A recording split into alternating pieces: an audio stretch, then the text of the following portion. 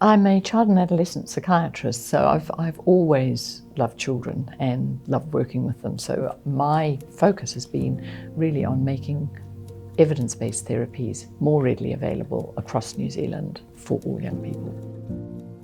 It's quite difficult to get into mental health services for children and young people, but also young people and families don't always want to go to mental health services, but I think the digital technology makes it potentially available anywhere, anytime, right across the country. One of the first things that we've developed is a program called Sparks. That arose out of work that happened in the early noughties when we were one of the people thinking that you could take cognitive behavioural therapy and perhaps turn it into a game format. So we created Sparks, which is an avatar-based fantasy game format that delivers cognitive behavioural therapy. We started off on CD-ROMs, we then put it on the internet, we've now moved it onto smartphones, and we've got the next smartphone version under development right now. But what we've realised is that having one app out there is too limited.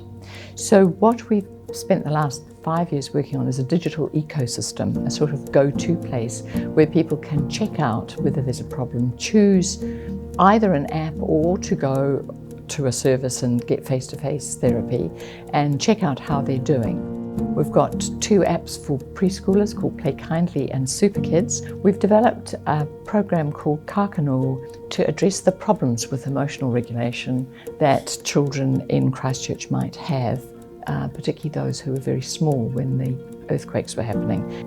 And then we've got a range of apps for young people. We've got apps to support emotional regulation in the early teenagers who we know quite like things to be gamified, a bit like Sparks. So we've got a new one called Quest Te Whitianga, which is a trip through Pacific Islands where you're trying to get rid of volcanic ash through learning strategies for cognitive behavioural therapy.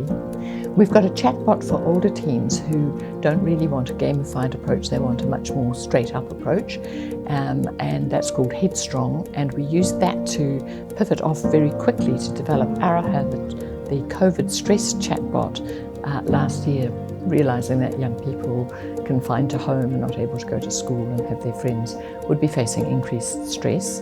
And that was also adapted to create a 21-day stress detox for university students facing exams.